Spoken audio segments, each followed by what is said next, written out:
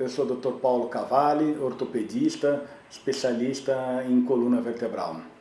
Hoje nós vamos falar sobre osteoporose da coluna vertebral. Primeiro é importante a gente definir o que é a osteoporose. Então a osteoporose, na verdade, é uma diminuição acentuada acima de um limite considerado normal da densidade dos nossos ossos. Ou seja, qualquer parte do nosso corpo, que seja qualquer estrutura óssea do nosso corpo, pode ter uma diminuição da densidade. E essa diminuição, basicamente, ela ocorre por uma diminuição do cálcio dentro dessa estrutura óssea. A osteoporose, quando a gente utiliza esse termo, é uma diminuição já em um estado avançado. E existe um estágio intermediário em que a pessoa começa a ter uma diminuição parcial e uma diminuição mínima, e que a gente chama esse termo de osteopenia. Então é importante a gente separar o termo osteopenia, que é o início da diminuição da densidade óssea, que, se não tratada de uma maneira correta, ela vai avançando até chegar numa situação de uma osteoporose, em que para cada osso existe uma densidade específica. O problema da osteoporose na coluna vertebral é que isso causa uma alta incidência de fraturas ou de achatamentos ou de acunhamentos vertebrais da coluna.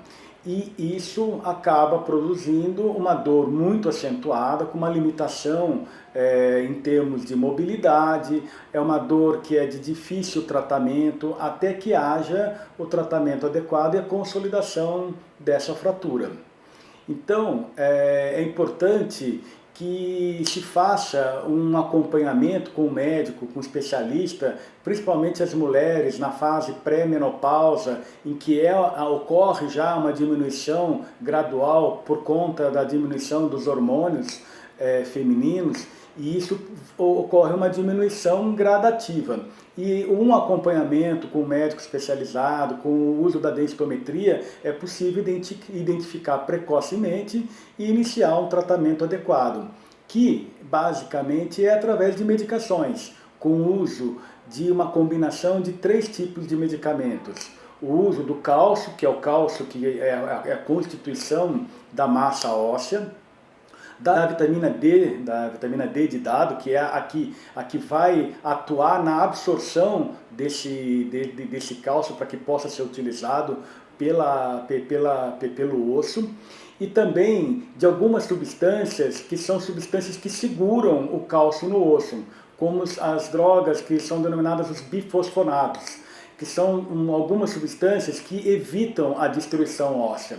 Existe ainda uma outra classe de medicamentos que são os formadores de osso, que são, na verdade, substâncias sintéticas semelhantes ao paratormônio, em que há um estímulo à formação óssea. Ou seja, existe o tratamento e ele deve ser instituído por um profissional, pelo médico especializado, após toda a avaliação médica e após todo o diagnóstico através da densitometria.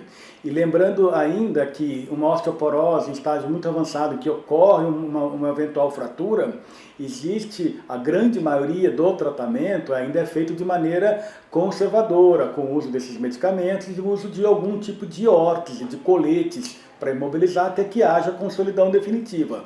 Mas em casos excepcionais, podem ser necessários algum procedimento mais invasivo. Um deles é a injeção, é a introdução de cimento ortopédico dentro desse osso que houve uma diminuição da densidade e um achatamento.